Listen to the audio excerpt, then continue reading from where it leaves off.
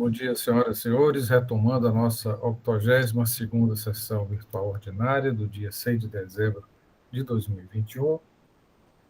A ordem do dia, retomando aqui a nossa sessão de julgamento, anuncia o processo de recurso de número 4967/2018, auto de infração 2018-10867, e que é recorrente, Marisol Vestuário e célula de julgamento. Recorrido ambos, relator doutor Carlos César Quadros Pierre.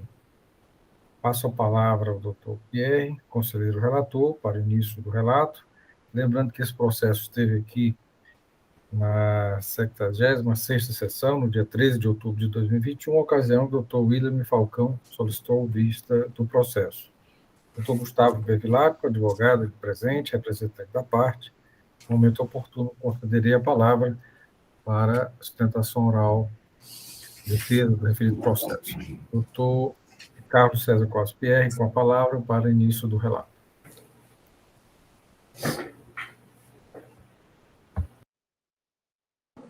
Muito obrigado, senhor presidente. Doutor William, acho que o seu som está ligado, não tenho certeza.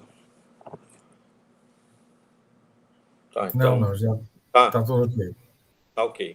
O processo em pauta trata-se da falta de recolhimento. A questão gira em torno aqui do FDI, e a fiscalização alega que o contribuinte efetuou o cálculo, certo, do seu percentual de FDI,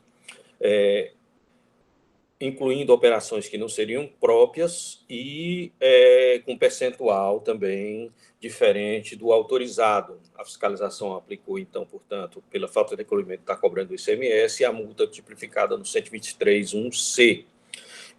A fiscalização afirma que o CFLP 1124, 2124, 1902 e 2902 foram incluídos, né, no cálculo, quando não deveriam ter sido incluídos, e também o contribuinte ele aplicou um percentual de 99%, quando o percentual, em grande parte, seria 75%.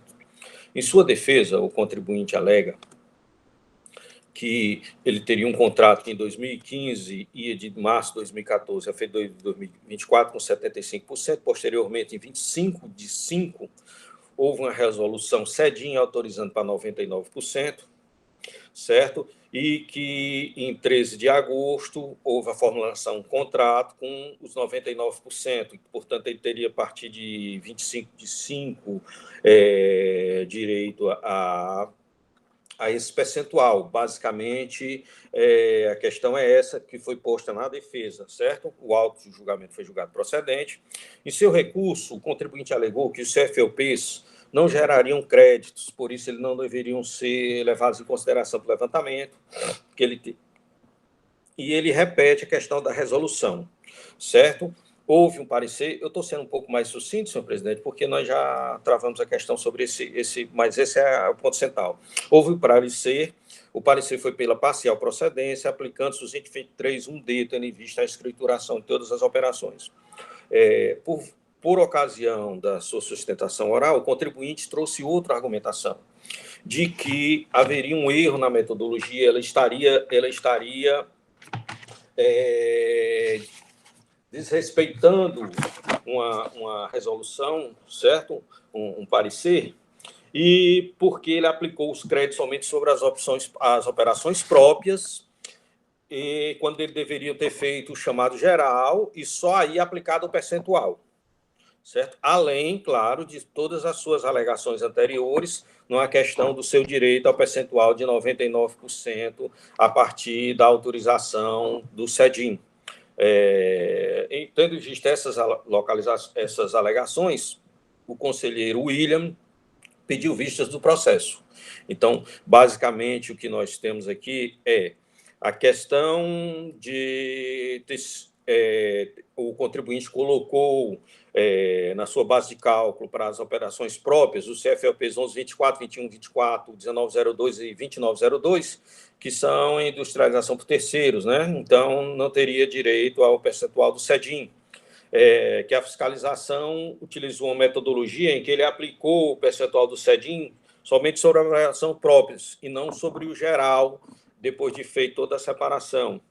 e também se o contribuinte teria direito ao percentual de 99% a partir da resolução do CEDIM ou a partir do seu aditamento de contrato. Um foi em 25/5 e o outro foi em 13/8. Basicamente, senhores, esse é o relato.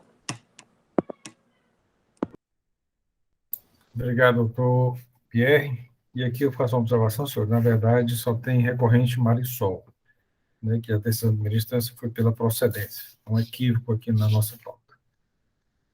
O pedido de Parecia vista. que ele é pela parcial procedência, senhor presidente. Ok, perfeito. Parecia pela parcial, mas julgamento singular pela procedência, né?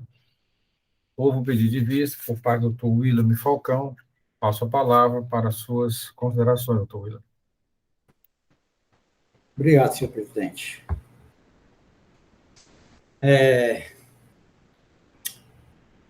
FDI sempre é muito problema. São muitos problemas. Mas, assim, eu escrevi rapidinho, vou ler aqui, depois eu continuo. O auto de infração falta de recolhimento de CMS do exercício 2014. No relato da infração, o fiscal ele escreve dessa forma. Após a análise da apuração do ICMS relativa ao FDI, constatamos que a empresa descumpriu a legislação específica, utilizando seus cálculos valores que não integram o processo de industrialização própria, recolhendo ICMS devido a menor. Na peça recursal, a empresa alega o seguinte, em que pese toda a argumentação contida nas informações complementares acerca de quais seriam as operações que poderiam ser beneficiadas, fato é que praticamente a totalidade do valor que supostamente deixou de ser recolhido não decorre de qualquer erro com relação a isso. Na verdade, a divergência encontrada decorre do percentual de benefício que o fiscal entendeu que deve ser aplicado. O fiscal está falando na questão dos cálculos, o processo de industrialização próprio, os valores que entregam o processo de industrialização próprio. O contribuinte está dizendo que não é por aí. A diferença é por conta do percentual do benefício que o fiscal entendeu ser aplicado. O fiscal relata. De certa forma, até o meu parecer perdeu um pouquinho o sentido, porque no memorial entregue, a parte não explora mais a questão do percentual, e sim a questão do cálculo mesmo, feito pelo fiscal. O cálculo relativamente aos produtos são incorporados à industrialização, as mercadorias, né, que eles adquirem para incorporar o produto final, produção própria. Mas vamos lá. Conforme os exercícios acima transcritos, a recorrente questiona o trabalho realizado pela auditoria, notadamente quando afirma que os percentuais do FDI utilizados pelo fiscal diferem dos que realmente a empresa possuía direito no período fiscalizado. Nesse sentido, é necessário que se faça uma pesquisa acerca desses percentuais e se houve efetivamente a utilização incorreta pela empresa quando do cálculo do benefício. No caso em concreto, verificamos que quando da apuração do ICMS a ser diferido, o contribuinte utilizou-se de cálculo não condizente, criando fórmula não prevista legalmente em afronta ao método previsto legalmente. Assim, pois, ao estabelecer fórmula própria de apuração não prevista em legislação que rege a matéria, agiu de forma infratora, reduzindo o imposto devido aos cofres públicos. Isso é o agente fiscal que coloca nas informações complementares na folha 7. Em face desse razoado, entendo que se deve investigar se os erros apontados pela autoridade fiscal efetivamente estão demonstrados no trabalho da fiscalização. Pois é, senhor presidente, senhores conselheiros. Quanto aos benefícios fiscais, que agora, não sei se o doutor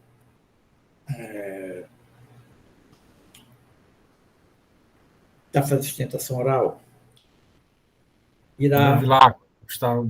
Gustavo irá fazer menção a isso daqui, porque na informação, na memorial, não deixa isso de lado. Mas, na verdade, o agente fiscal, quando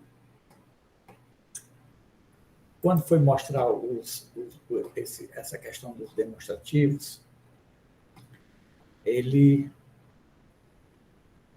trouxe isto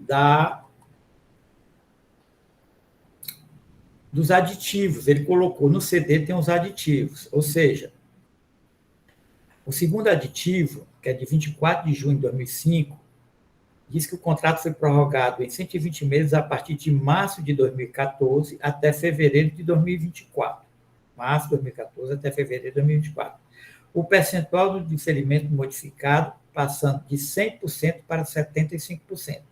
Ou seja, a partir de junho de 2005, passou a ser 75%, que era 100%. E o fiscal informa isso bem direitinho, desse jeito. A empresa detém contrato de mútuo com concessão de diferimento. Aí coloca janeiro de 2014, que é o período fiscalizado, é 100%. Janeiro de 2014, 100%. Fevereiro a julho de 2014, 75%. Por conta do segundo aditivo, que saiu em 24 de junho de 2005. E agosto a dezembro, 99%. Por que 99%? Porque no terceiro aditivo, de 13 de agosto de 2014, ele disse que o benefício passa a ser de 75% para 99%, até fevereiro de 2024. Então, o fiscal informa isso baseados nos aditivos que estão aí na informação complementar. Eu entendi dessa forma que os percentuais que o fiscal usou estão corretos. Agora, a dúvida, né, que eu entendo e que a parte está trazendo é quanto ao cálculo. Aqui no memorial, ele está trazendo alguns autos que foram julgados nulos e dizendo que o cálculo do fiscal está incorreto, vai contrário ao parecer SECOM número 475, de 10 de setembro de 2018, nós já discutimos esse parecer no passado, a conselheira Antônia Helena, que trouxe esse parecer da SECOM, eu acho que é da autoria hoje da secretária da Fazenda, e ele diz, né, que no parecer, que o contribuinte deve fazer sua apuração normal, ele faz a apuração normal. No final, a apuração decreto, não tem o que fazer. Ocorreu o débito, aí ele vai verificar qual o percentual que ele vai recolher, depois que fizer aquela proporcionalidade entre as operações próprias sobre o total das operações, vai calcular aquele percentual. É isso. Como ele não fez dessa forma, inclusive no parecer, quem tiver com o parecer em mão aí, o parecer está o primeiro do mês de janeiro, onde o fiscal faz como se fosse uma apuração paralela aqui. E, por conta disso, ele está pedindo a nulidade do auto de infração. Mas, na verdade, o que vem à tona é, quando ele fez esses cálculos, o cálculo está errado, quando o contribuinte fez o cálculo dele, ele incluiu esse mercadoria que não foi produzida por ele. Então, isso daí não é refazer a fiscalização. Para mim, tem que verificar esse percentual entre as mercadorias por eles industrializadas, próprias, produção própria, sobre o total das operações. Acha aquele percentual e, quando der, faz a apuração normal e, sobre aquele saldo devedor, aplicar o índice que ele tinha, 75% ou 99%, seja qual for. O meu entendimento é esse. Por isso que a parte está aqui dizendo, né, claramente que operações próprias sobre as quais poderia ser diferido ICMS, né? Operações não beneficiadas, logo na primeira página, está trazendo essa questão aí. Foi por este motivo, né? Questiona apenas a forma que o fiscal fez, que ele fez como se fosse um demonstrativo, a parte que trouxe aqui no memorial, como foi feito o cálculo para achar a diferença no mês de janeiro de R$ 6.951,17. Dizendo que contraria o que está no parecer da SECOM. Esse auto de infração foi feito anteriormente ao parecer. O parecer antes era mais confuso ainda, porque cada qual fazia de uma forma, aquele negócio todo.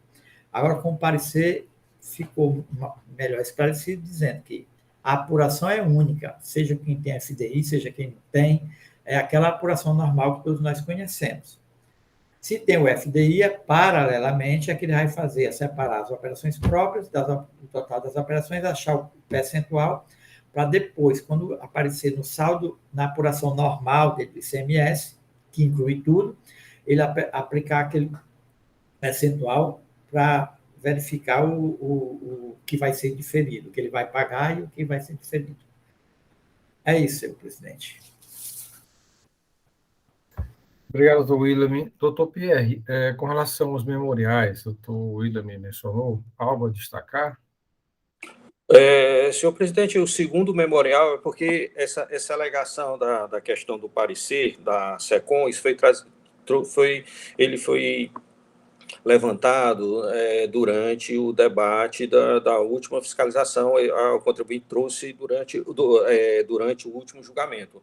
Esse novo agora, ele centra essa questão nessa metodologia. Durante todo o processo, a questão central é o direito ao percentual, mas nesse último memorial recebido, ele centra, como o doutor Williams falou, nessa questão dos cálculos, que a fiscalização fez o cálculo, certo? Todo separando operações próprias e não próprias, e aplicou o percentual com essa separação, quando deveria ter feito todo um quadro de apuração e depois aplicar o percentual. Ok. Quando eu for fazendo as minhas explanações, aí eu vou tecer maiores comentários sobre isso, senhor presidente. Ok, doutor Pierre. Doutor Gustavo pediu a palavra?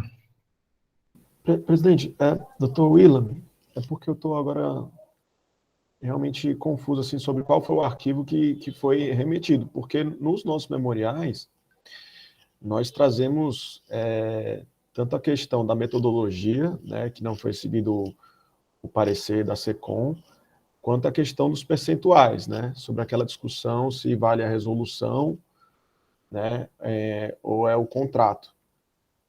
Então, a gente não abriu mão de nenhuma dessas discussões, e no memorial remetido constam essas duas linhas. Ok, esclarecido, doutor Gustavo, nos debates aprofundaremos. Doutor Matheus Viana Neto, procurador do Estado, com a palavra. Muito bem, senhor presidente. Doutor Gustavo, que já tinha enviado para nós os memoriais, mas a questão se resume a 2 pontos. O primeiro ponto, me parece, um dos pontos, né, o primeiro é um dos pontos, que foi até apontado pelo doutor William, está muito claro, que é quanto à metodologia a ser aplicada. Desde a regulamentação do FDI, não houve a apuração em separado para identificação do percentual do benefício. Sempre foi feito de acordo com e deveria ser, não havia determinação na regulação para que se fizesse uma apuração paralela, que o contribuinte tivesse 2 apurações. É uma única apuração. E feita essa apuração, se identifica, então, qual o percentual a ser utilizado para fins do benefício fiscal. Então, identifica-se qual o quantitativo de operações industrializadas, etc., e a produção industrial da empresa, e a partir daí, sobre esse valor identificado, aplica-se, então, o percentual do benefício. É assim... algumas vezes o contribuinte pode ter agido de outra forma, ou até a fazenda pode ter orientado, mas o correto é esse mesmo. Não existe apuração paralela. É uma única apuração na qual se identifica a base sobre a qual vai ser aplicado o benefício fiscal. Então, quanto a isso, para mim não tem nenhuma dúvida. Mesmo que o parecer apresentado pela parte tenha sido posterior, que esse parecer é posterior, mas a forma de cálculo não mudou. É a mesma, ou seja, como bem disse o doutor William, o parecer finalmente deixou mais claro isso, ou seja, é através de um percentual que se aplica sobre a apuração da empresa. Então, quanto a esse ponto, não vejo divergência, e até porque o doutor Gustavo apresentou o parecer exatamente querendo que fosse feito o cálculo dessa forma. Mas tem a questão, que é o tempo rege o ato, então, qual o percentual do benefício a ser aplicado. É de 99% ou 75%, como entendeu o agente fiscal. Bem interessante. Se nós pegarmos as resoluções do CEDIM, e hoje do CEDIM, hoje não é CEDIM, hoje também esqueci o nome melhor, Conselho Nacional de Desenvolvimento Econômico. Ele, em algumas resoluções, ele traz a data de eficácia do benefício. Veja, no presente caso, a empresa, e é bom que se diga isso, ela já vinha utilizando do benefício. O contrato, o termo de acordo que é celebrado, ele já estava produzindo efeitos. A questão é que, na resolução, e isso é que eu não vi, gostaria até de ver essa resolução, qual a data que ela indica final da fruição do benefício? Porque, às vezes, a resolução própria indica que aquele benefício passa a produzir efeitos a partir da data da assinatura da resolução. Ou então estabelece que a partir da data do contrato. Então, me parece que isso seria um elemento importante para definir qual o percentual de aplicação. Mas vamos escutar o doutor Gustavo, nas considerações que ele tem a fazer, enquanto até os colegas podem verificar essa questão da resolução. Depois a Procuradoria faz, então, a manifestação conclusiva a respeito desse processo, senhor presidente. É isso. Obrigado, doutor Matheus. Doutor Gustavo, com a palavra. Bom dia novamente. Pesados, o processo ele realmente se funda em dois... a nossa defesa, né, se funda em dois aspectos, né? O primeiro é que o fiscal ele utilizou metodologia que hoje se sabe indevida e inadequada para apuração do FDI. Isso está muito claro nos autos, é incontroverso, na verdade.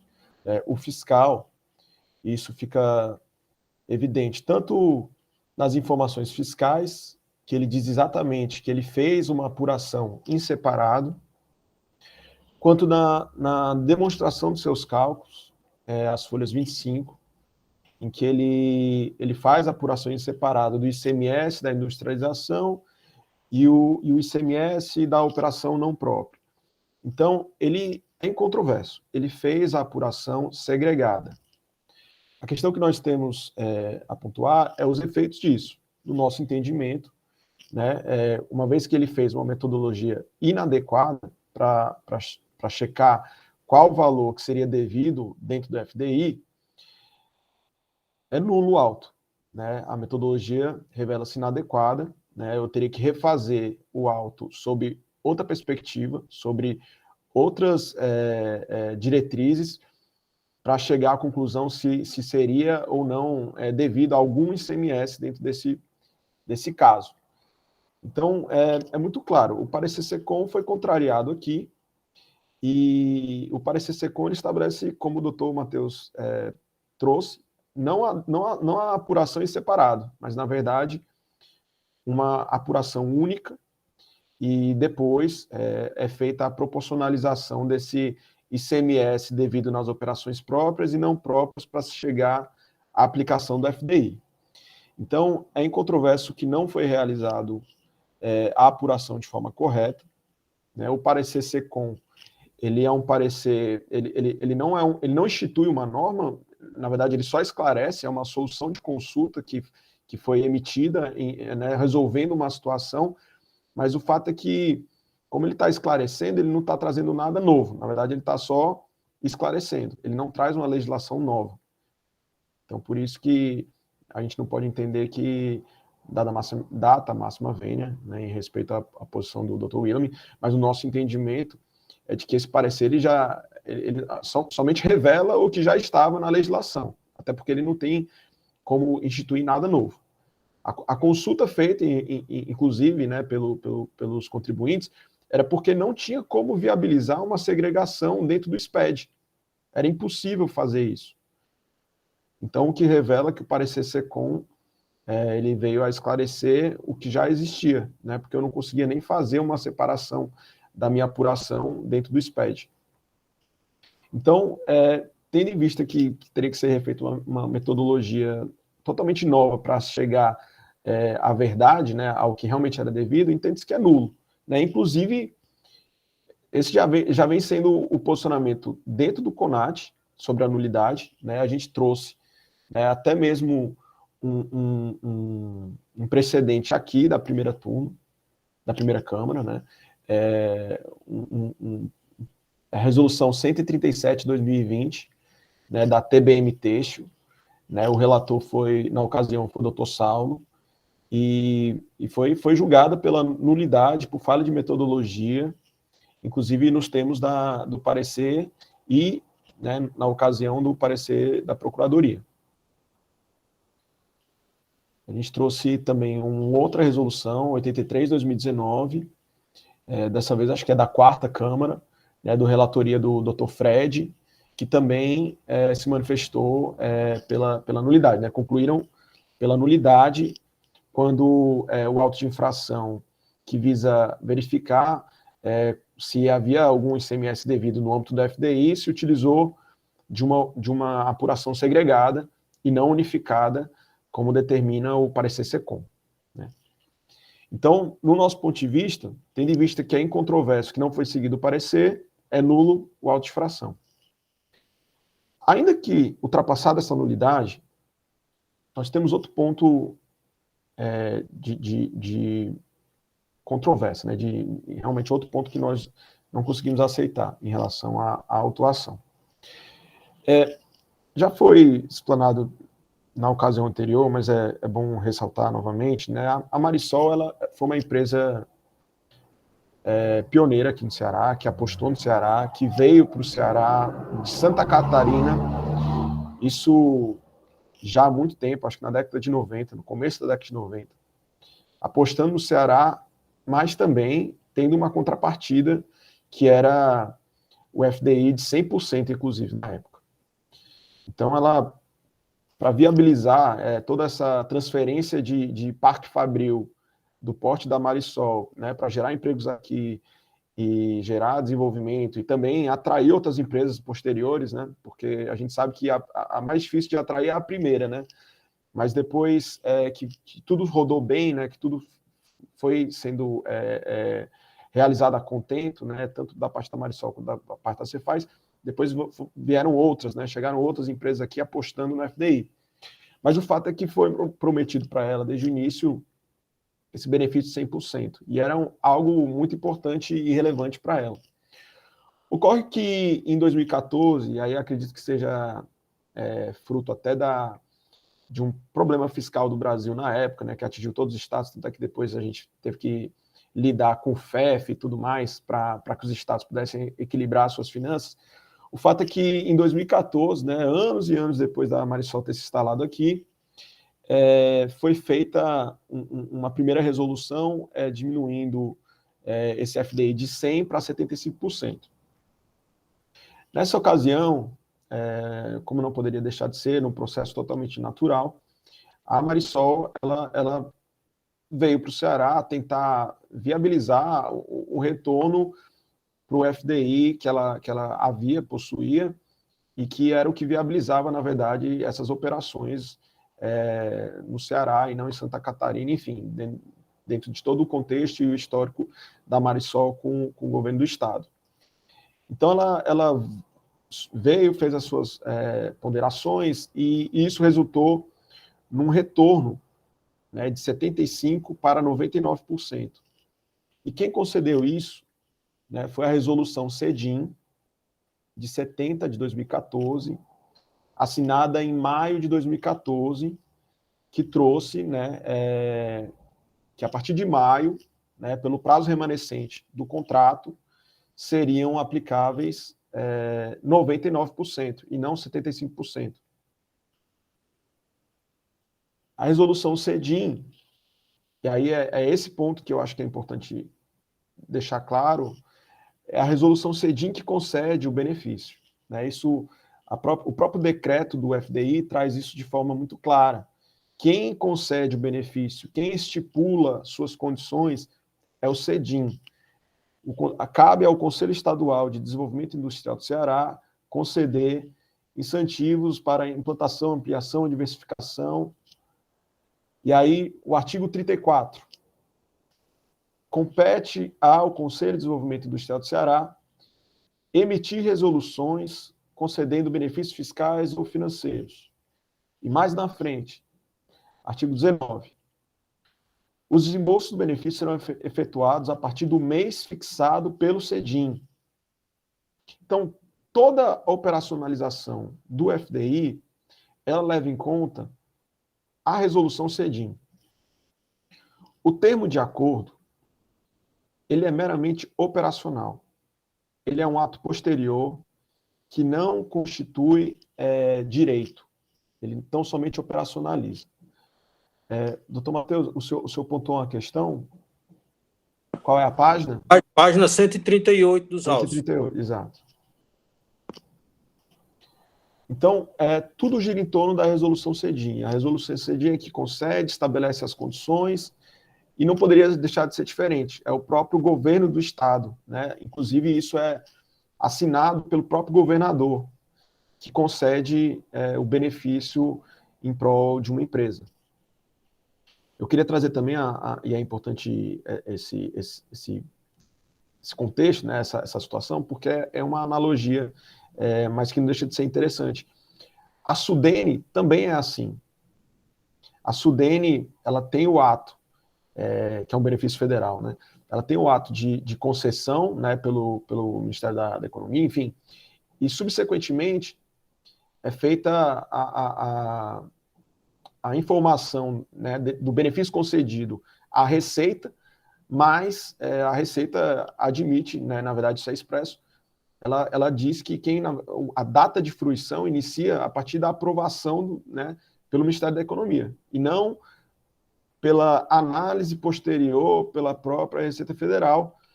E aqui seria a mesma coisa, porque, vejam, eu estaria sendo prejudicada, né, pela burocracia e pela mora do Estado. O governador do Estado vem e indica a fruição a partir de maio, iniciam-se os trâmites burocráticos junto à Cefaz, isso resulta num termo de acordo assinado somente 3 meses depois, e nesses 3 meses eu sou prejudicado por uma mora, né, por uma burocracia da qual eu não faço parte, não tenho gerência nenhuma. Então, não poderia ser prejudicado nesse sentido. E, além disso, enfim, a gente sabe, pela nossa experiência, né, nós temos várias outras empresas que também têm FDI, corriqueiro, comum, ordinário, que a resolução CEDIM estabeleça uma data de fruição anterior ao termo de acordo. Então, no momento em que ele estabelece ali, que será a partir de 27 de maio, né, doravante, né, 99%, não teria por que eu esperar o próprio termo de acordo para que eu pudesse fazer frente, né, fazer jus a esse benefício de 99%. A partir de maio, eu poderia já aplicá-lo. O problema foi que, na resolução, ela fez um Ctrl+C, Ctrl+V nessa parte em que a resolução CEDIM trazia o prazo. E aí foi isso que deu todo ensejo a esse problema. Porque a resolução CEDIM, ela trazia, né, em maio de 2014, que seria 99%, né, pelo prazo remanescente do contrato, e o termo de acordo que veio em agosto, ele repetiu essa expressão, né, pelo prazo remanescente do contrato. Só que ele foi assinado em agosto, e a resolução foi em maio. Então, o fiscal, olhando tão somente para o termo de acordo, sem olhar para a resolução CEDIM, entendeu que 99% seria a partir do termo de acordo. E nosso entendimento, né, conforme a legislação determina, seria que essas questões todas estavam definidas na própria resolução CEDIM já em maio. Então é esse a disputa, assim, a discussão, né? Se seria válida a determinação da resolução CEDIM ou do termo de acordo. E aí um ponto que eu acho que é interessante ressaltar é que o próprio termo de acordo, ele é muito claro e corrobora com o nosso entendimento de que o termo de acordo ele é meramente operacional. Inclusive, no próprio parágrafo inicial ali do termo de acordo, que eu acho que é um padrão, inclusive, de todo termo de acordo, ele traz, né? Por esse instrumento particular, considerando a necessidade de adequação e operacionalização dos incentivos, né, as partes resolvem firmar o presente contrato. Fica muito claro que ele não constitui nada, ele somente operacionaliza. Então, dado que a resolução CEDIM já concedia isso em maio, entendemos que desde maio fazíamos jus ao 99%. Então, são basicamente essas duas linhas de defesa, a nulidade em relação à metodologia, o que é incontrovérsia que a metodologia foi equivocada, e essa questão, acaso ultrapassada a metodologia, essa questão da aplicação do percentual previsto na resolução CEDIM desde maio, ao invés de somente em agosto. E aí, por fim, a gente traz também a situação de redução da penalidade do 123.1c para o 123.1d, tendo em vista que todas as operações estavam devidamente escrituradas, o que também é um entendimento já adotado por essa Câmara. Então, são esses 3 pontos que nós gostaríamos de trazer aqui em nossa sustentação. Obrigado, doutor Gustavo. Doutor Matheus, quer se manifestar agora? Ou... Sim, senhor presidente. Com a palavra.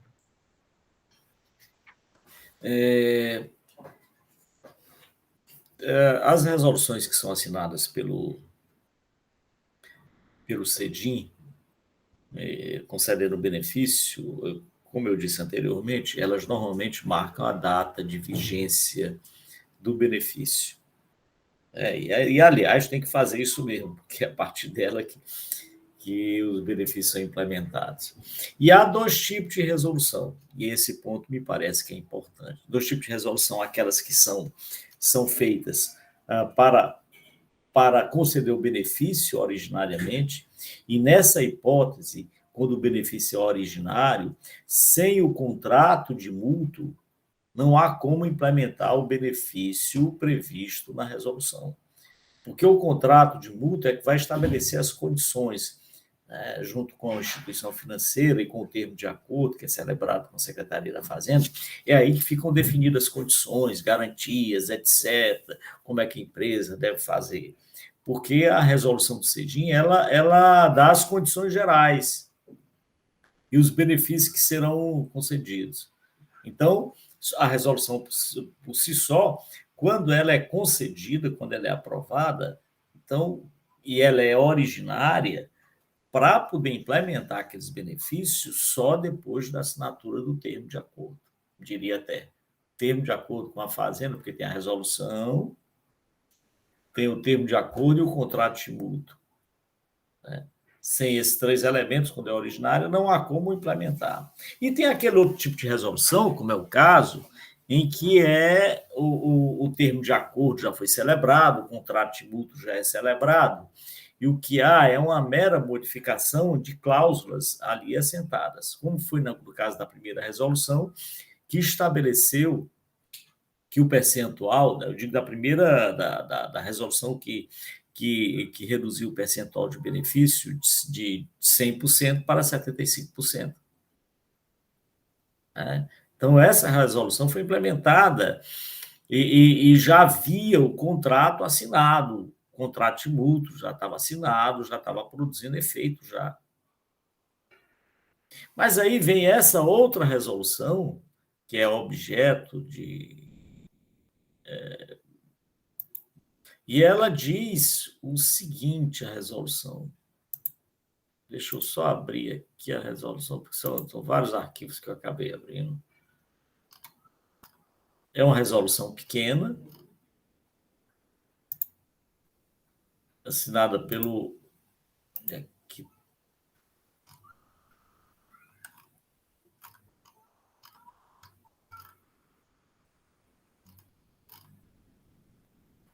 Eu estava com a tela aberta aqui e já perdi a... 38. Onde é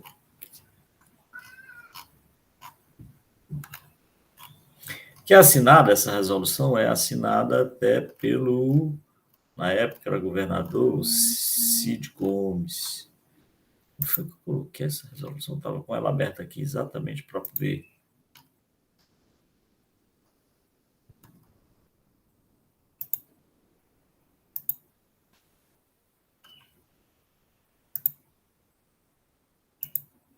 Aqui. Resolução CDI 070 de 2014. Aprova a alteração contratual através de aditivo ao contrato de mútuo FDI Provim firmado em 99.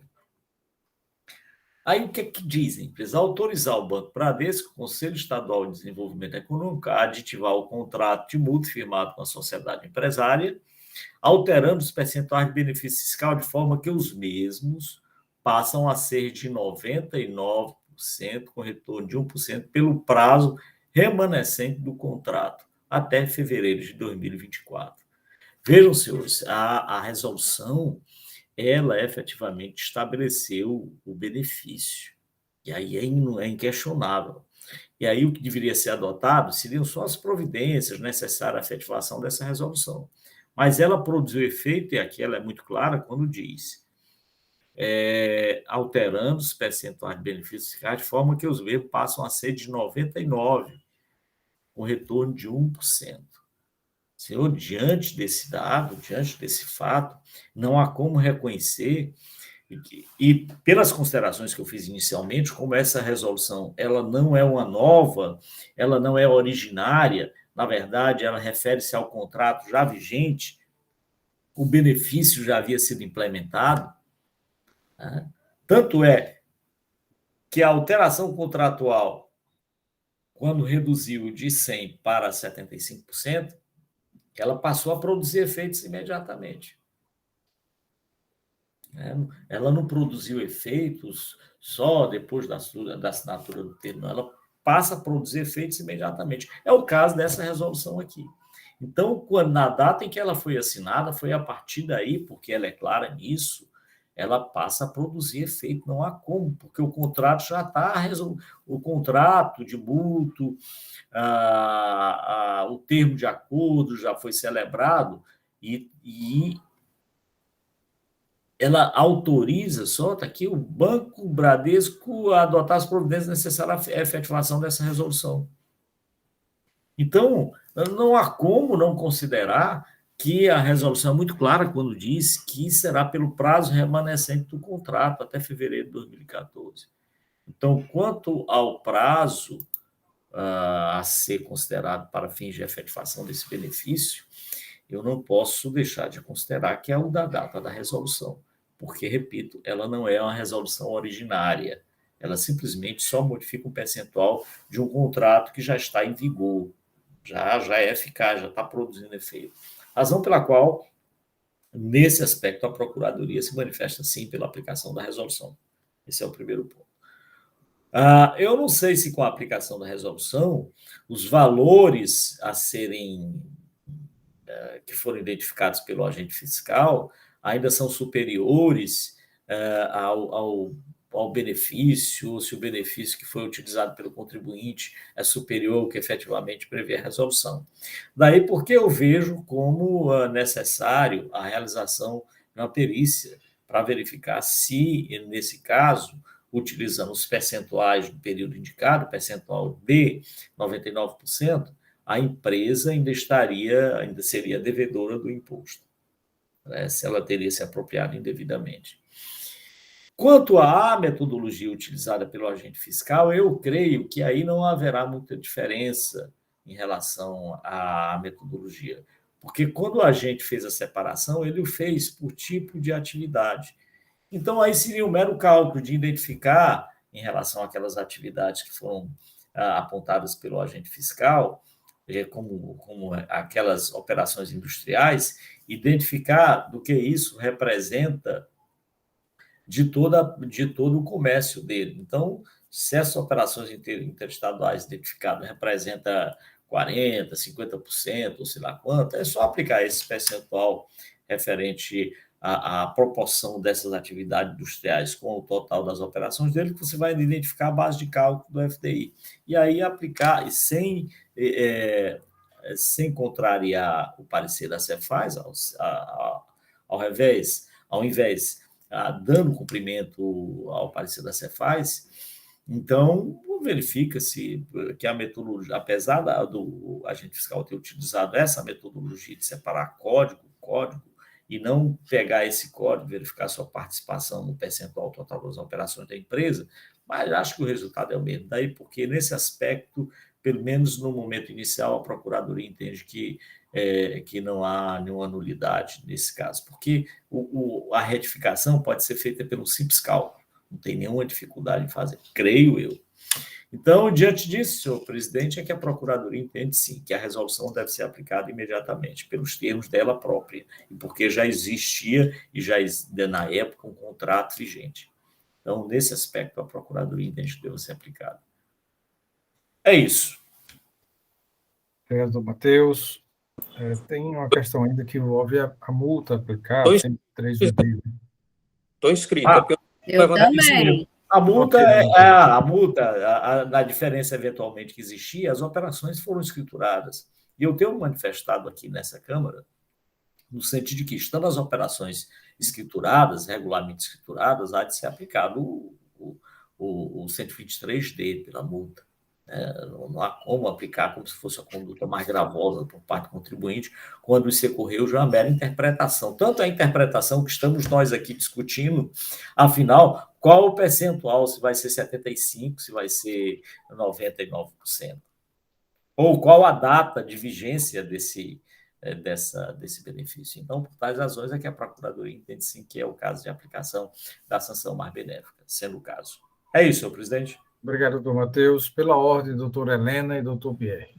Bom, bom dia novamente, né?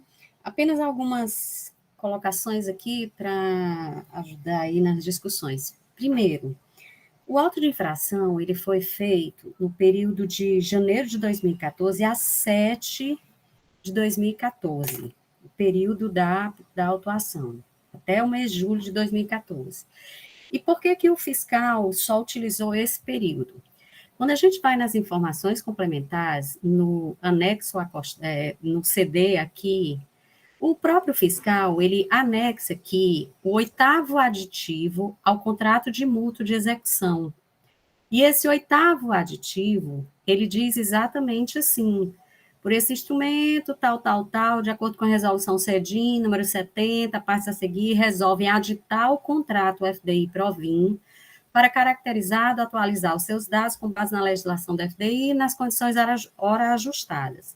E lá na frente ele diz qual é o ajuste que ele está fazendo aqui, que é exatamente dessa mudança aqui na cláusula 2ª, alteração da cláusula 1ª, item 1, do percentual do benefício, exatamente constitui objeto do presente contrato a alteração do percentual do diferencial do benefício, que passa de 75% do valor do ICMS efetivamente recolhido pela beneficiária incidente sobre produção própria para 99%. Pelo prazo remanescente do contrato até fevereiro de 2024. Ou seja, quando a gente vai lá para a assinatura, qual é a data que esse contrato, esse aditivo a esse contrato de mútuo foi feito? No dia 13 de agosto de 2014. Então, o fiscal fez a apuração até julho, que é exatamente anterior, com o cálculo de 75%, anterior a esse aditivo ao contrato de mútua, mudando de 75% para 99%. Então, entendo que o percentual, de acordo com esse contrato de mútua aqui, desse aditivo, realmente o percentual era 75% e ele fez pelo período até julho, antes da alteração do contrato de mútua. Então, nesse ponto, entendo que a fiscalização utilizou o percentual correto. Com relação à metodologia, no início, quando eu analisei assim, esse processo, eu até achei que o fiscal realmente tinha feito uma apuração em separado, separando o CFOP, mas depois eu entendi que, na verdade, ele não fez uma apuração em separado. O que é o benefício do FDI? É um benefício que é dado de diferimento sobre 75% das operações próprias da empresa. 25% a empresa tem que recolher. Quando a empresa insere nesse cálculo dessa proporção dos 75%, operações que não são próprias, ela acaba obtendo um diferimento maior do que o que ela realmente teria direito e recolhe a menor. Esses 25% restantes, com certeza, ela vai recolher a menor. Então, o que aconteceu aqui no caso? Não é que o fiscal fez a apuração em separado. A operação ela é uma só mesmo. Mas para o fiscal calcular essa proporcionalidade dos 75, que vai ser diferido, e dos 25, que tem que ser calculado, ele tem sim que separar esses CFOPs, que separar essas operações, e o próprio parecer da CATRI, ele diz isso, a apuração é uma só, mas ele tem que, ao final, para verificar o percentual dessas saídas sobre as operações próprias da empresa, ele tem que se agregar, senão ele não tem como calcular esse percentual. Se a gente verificar aqui no parecer, o artigo 5º, aliás, a quinta indagação, a resposta à quinta indagação, ele responde aqui sobre uma dúvida da empresa, que foi a solicitante, a requerente do parecer, na época, sobre remessa de mercadorias para fim de industrialização por encomenda, se elas podem ou não ser enquadradas como operação de produção própria, uma vez constituir atividade meio indispensável ao processo para industrialização. A resposta é: a remessa de mercadoria para fim de industrialização por encomenda não pode ser enquadrada como operação de produção própria, ainda que constitua atividade meio indispensável, processo tal, para fim de aplicação, blá, blá, blá. Aí, no final, diz, o beneficiário deve separar, para fim de apuração com os benefícios, apenas os valores que representam sua produção própria, segregando do benefício do FDI aquilo que tenha sido atribuído a terceiros. Então, assim, o que o fiscal fez não foi separar a apuração do contribuinte, fazer uma apuração em separado, mas ele fez um cálculo separando o que a legislação permite, entende e considera como operação própria e o que não permite. Quando a gente vai para o auto de infração, ele tem aqui uma informação, só um minutinho, por gentileza, que ele diz o que a empresa considerou aqui no auto de infração, o que a empresa considerou aqui como sendo operação própria, e o que não pode ser considerado como operação própria. Ele faz um quadrinho, bem aqui, nas folhas, achei aqui, me permitam, só um pouquinho, aí bem nas informações complementares mesmo. Ele diz aqui, ó, informações complementares, em cumprimento ao mandato, verificamos. Aí, na página 3, na página 4.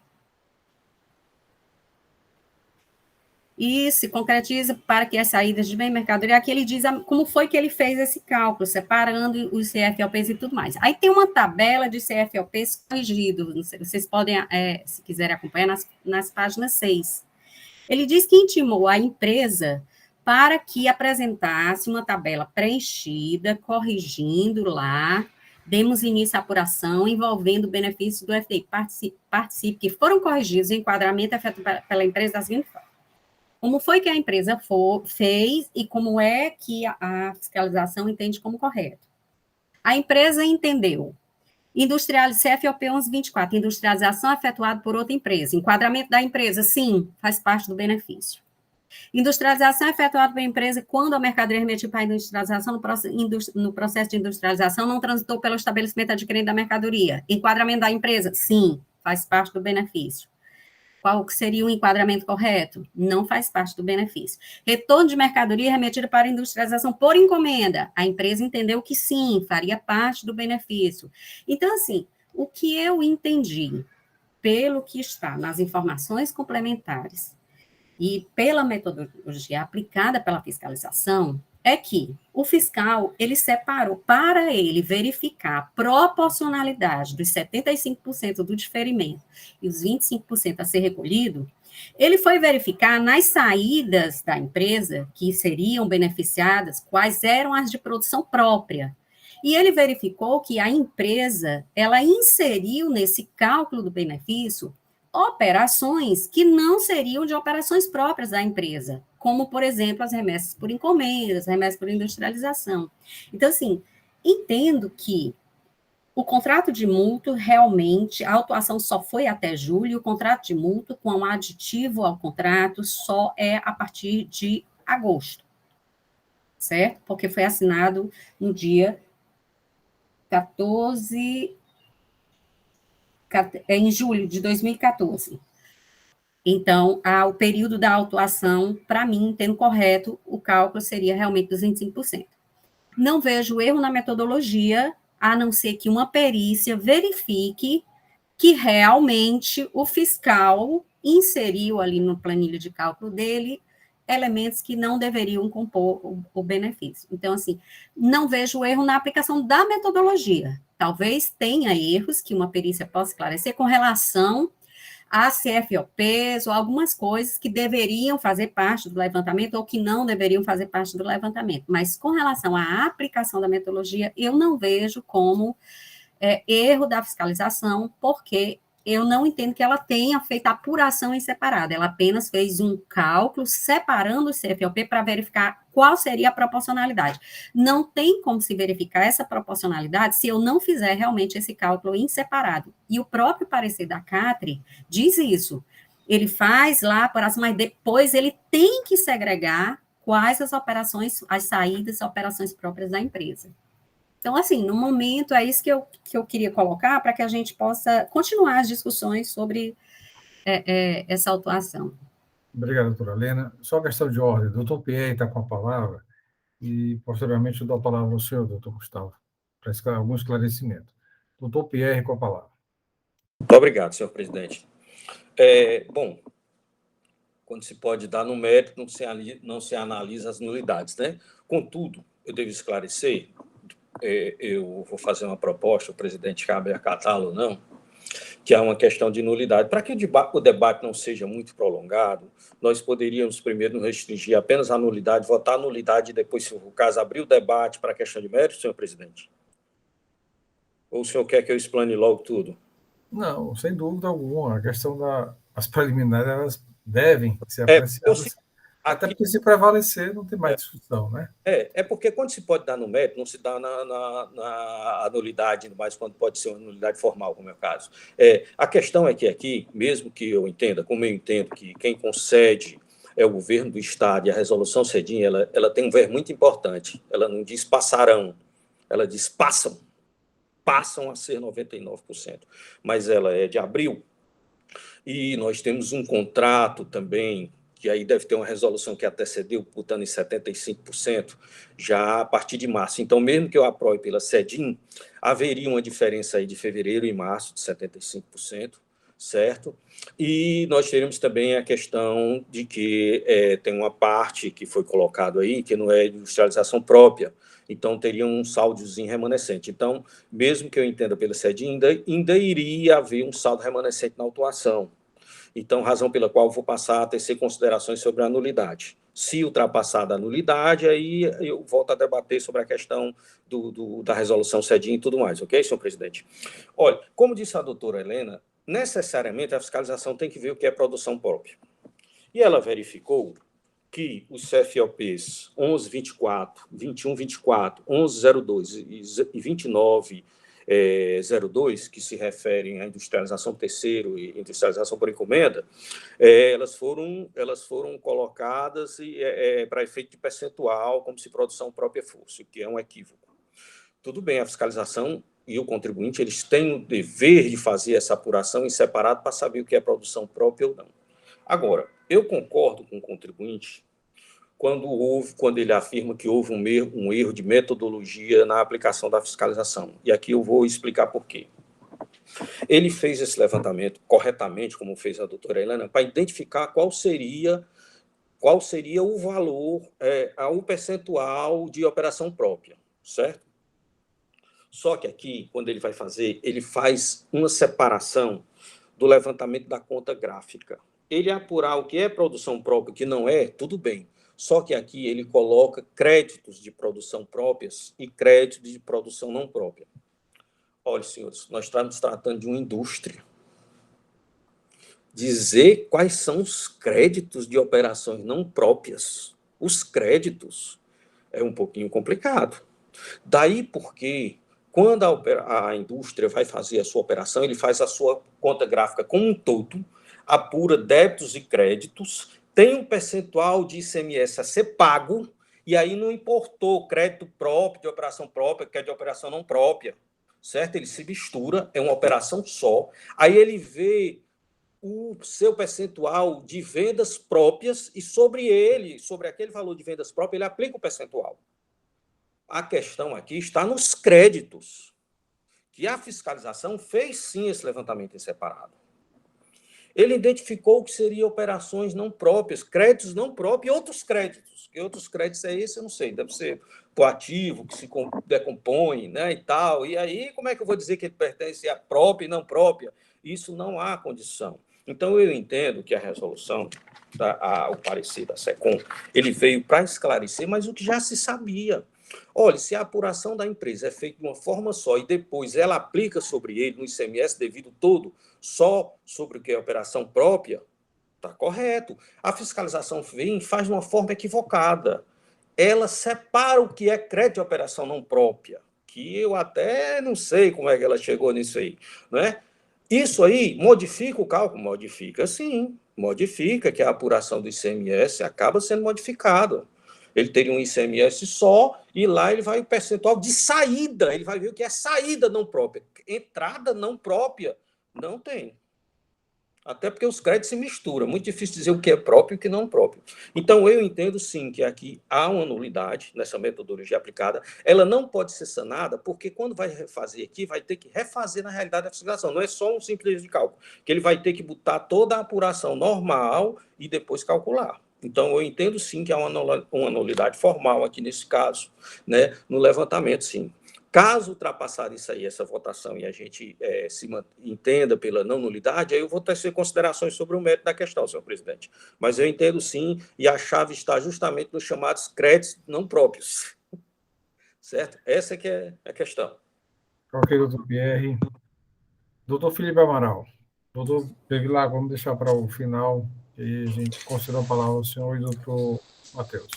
Obrigado, senhor presidente. Eu serei bem breve, até porque acredito que a explanação do Pierre veio justamente na inquietude que eu estava tendo, quando eu estava analisando, fazendo o cotejo, né, entre o que o fiscal colocou nas informações complementares, como ele foi chegando nos cálculos que ele fez, e no que consta efetivamente no nosso parecer, aqui da parecer SECOM.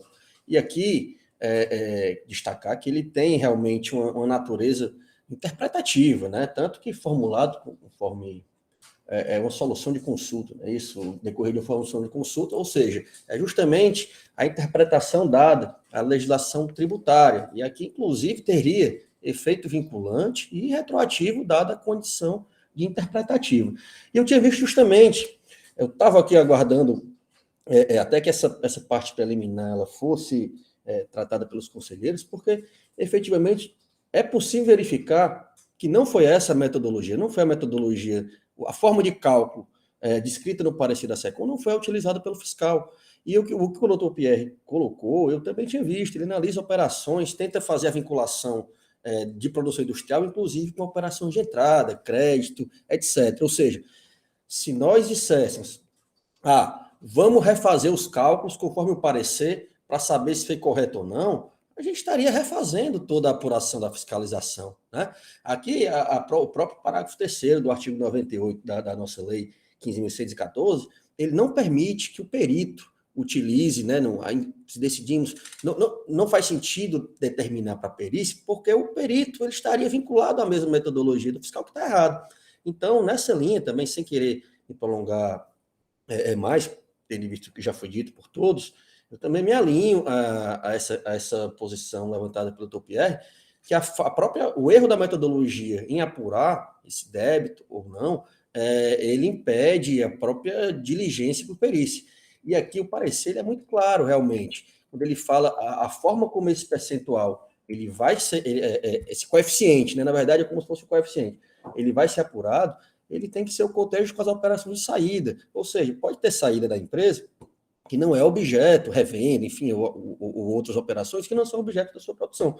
Mas não foi isso que o fiscal fez. Ele utilizou uma outra metodologia que só numa coincidência muito grande não daria um resultado diferente. Então, com essas considerações, eu já adianto também o acompanhamento aí da manifestação do relator. Mais algum conselheiro quer se manifestar? Estamos discutindo aqui essa questão preliminar, que é a nulidade, a metodologia utilizada pelo agente fiscal, está ou não de acordo, né, com o parecer SECOM. Mais algum conselheiro? Doutor Gustavo, para esclarecimento. Não, só realmente ser uma última consideração que não sei se a doutora Helena conseguiu analisar o cálculo que é demonstrado das folhas 25, né, que acho que para mim ali, até aquele momento, né, parecia que ele estava discutindo só realmente quais são as saídas próprias e não próprias, né? Mas quando ele faz para a apuração, né, as folhas 25, fica muito claro que ele fez duas apurações, né, inclusive vinculando créditos, né, distintos para cada operação. Então, era isso que eu, no momento que ela estava falando, eu até pensei em intervir, mas, enfim, estou tentando esclarecer agora, não sei se ela conseguiu, enfim, entender como eu venho entendendo, e pelo que eu entendi, o doutor Felipe e o doutor Carlos Pierre também entenderam assim. E um último esclarecimento que eu acho que é importante ser dado, é que o parecer SECOM, ele é claro em falar como é que vai ser a proporcionalização, né? Como é que eu vou saber qual é a proporção que eu vou aplicar, né, de ICMS, né? Como é que eu vou chegar a essa situação? É proporcional ao ICMS gerado. Ou seja, a primeira condição, você vai pegar o ICMS, né? Existe ICMS nessa operação? Sim ou não? Se existe, aí eu vou identificar dessas operações quais eram próprias e não próprias, para eu aplicar qual era o percentual de cada uma, né? Para eu fazer isso no final. No caso, as operações que o fiscal adotou, né, e aí é só corroborando como a metodologia dele está equivocada, porque, pelo parecer SECOM, essas operações não influenciariam, porque não geraram ICMS. Por exemplo, licitação por encomenda, você remete sem ICMS. Lançamento a título de simples faturamento, também não tem ICMS. Então, são operações que não têm ICMS e não influenciariam dentro do parecer SECOM, porque o parecer SECOM, o primeiro dado que ele vai verificar é quais saídas geraram ICMS. A partir disso, ele vai verificar quais eram operações próprias e não próprias. Então, operações sem incidência, né, por suspensão, enfim, qualquer outra situação, sequer influenciariam. Então, para mim está muito claro que ele fez uma metodologia equivocada e diversa da metodologia que consta no parecer SECOM. Obrigado, doutor Gustavo, pelos esclarecimentos. Mais algum conselheiro quer discutir a matéria?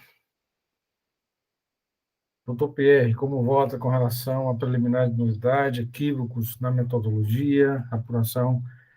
Senhor presidente, considerado que ele fez, sim, uma apuração em apartado do ICMS, considerando, inclusive, os créditos de operações próprias e não próprias, certo?